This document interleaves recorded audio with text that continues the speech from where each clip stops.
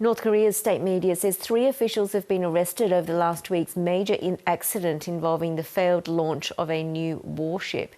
Satellite imagery shows the 5,000-ton ship on a slipway in the port city of Cheongjin before the launch.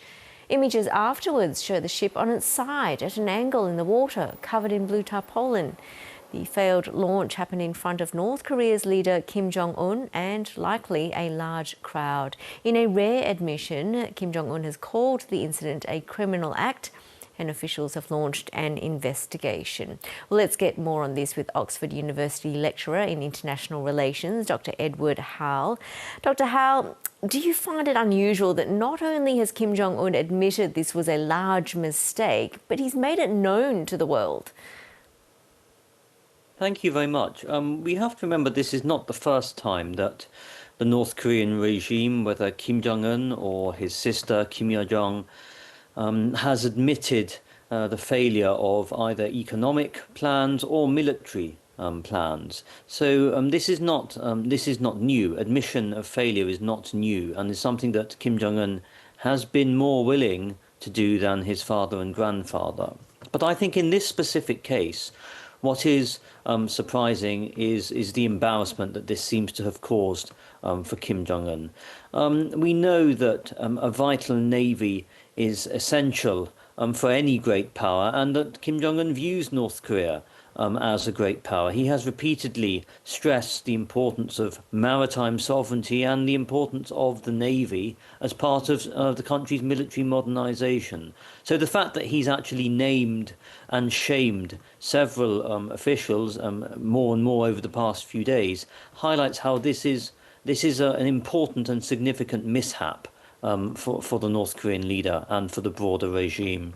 So it appears that he's more upset at the damage to the country's dignity and pride than the vessel itself. What's he trying to say about the country's naval and nuclear capabilities with the development of this warship in the first place? So we know that North Korea's navy is very much qualitatively weaker than its South Korean counterpart.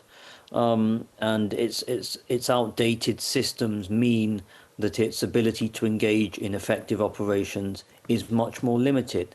Now, only a month ago, in April, Kim Jong Un and his daughter Kim Joo were present at the launch and the unveiling of a similar class of warship, of missile-guided destroyer.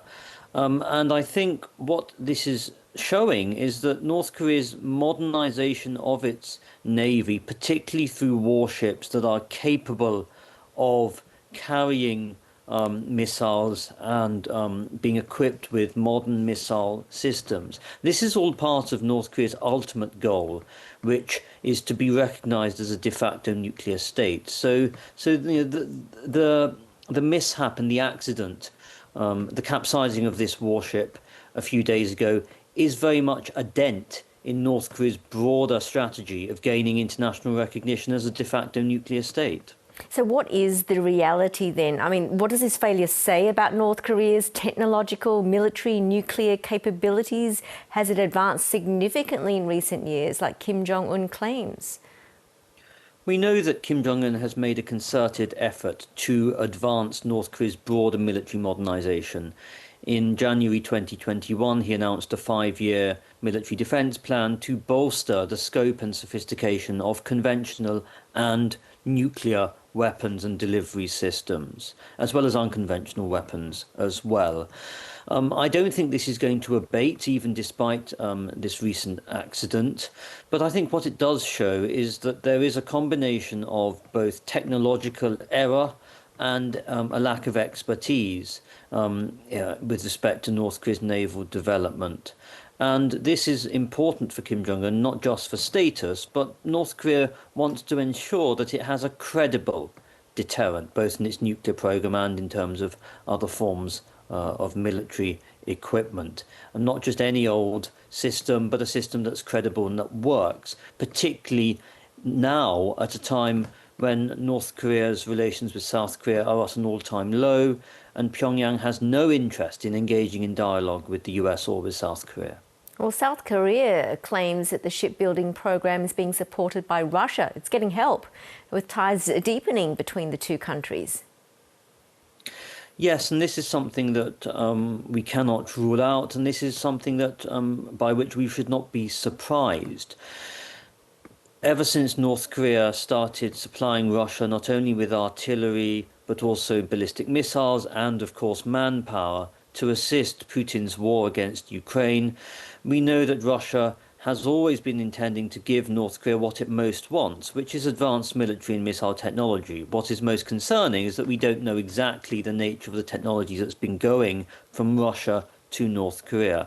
And I think this technological transfer and relationship is going to outlive any conclusion we see to the Ukraine war. Only a few weeks ago, we saw a new bridge being constructed between North Korea and Russia, again highlighting the intended longevity of this relationship. We know that North Korea wants cash, North Korea wants food assistance, which Russia has been providing, but North Korea most of all wants advanced military and missile technology, such that it can increase and strengthen the credibility of its deterrent.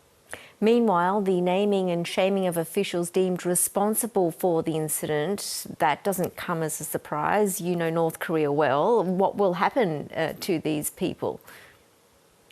So we don't know what will happen to these people, but we can say with a reasonable degree of confidence that their fates will not be positive. The fact that North Korea has named and shamed initially 3 officials, now a further 2, makes clear that Kim Jong Un is very intent. He's intent on tackling the root of this problem, which he has blamed on what he calls criminal acts on the part of these irresponsible individuals. And the naming and shaming and blaming officials, perhaps as a way of scapegoating or shifting away the blame from more senior officials, is a common strategy on the part of the North Korean regime. And as we know, when Kim Jong Un wants to blame officials for issues, they either disappear, they might reappear afterwards, but their fates don't end well.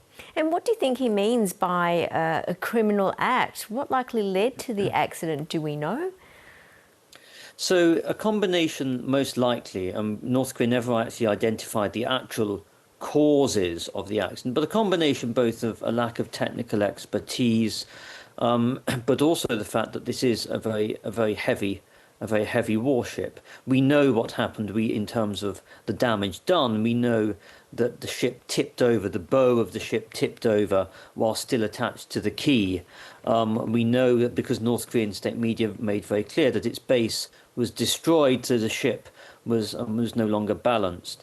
And even when we look at the satellite imagery taken of the area, we've seen North Korea actually try and disguise both the warship and the damage caused with tarpaulin, rather unsuccessfully. Do you think we'll hear if and when the warship is repaired and successfully completed? I think the North Koreans are likely to want to assert that they can repair this warship, that they are doing so as a way of not being affected by this setback in terms of their overall trajectory of military and naval modernization. Kim Jong Un made clear in his initial remark after the accident that he wanted the warship to be repaired by June.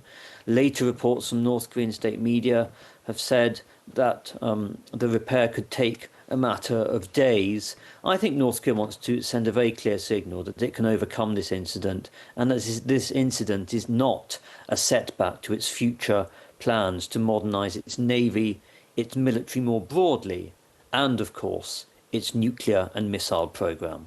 It's really interesting to analyse this with you. Dr. Edward Howell from Oxford University, thank you so much. Thank you.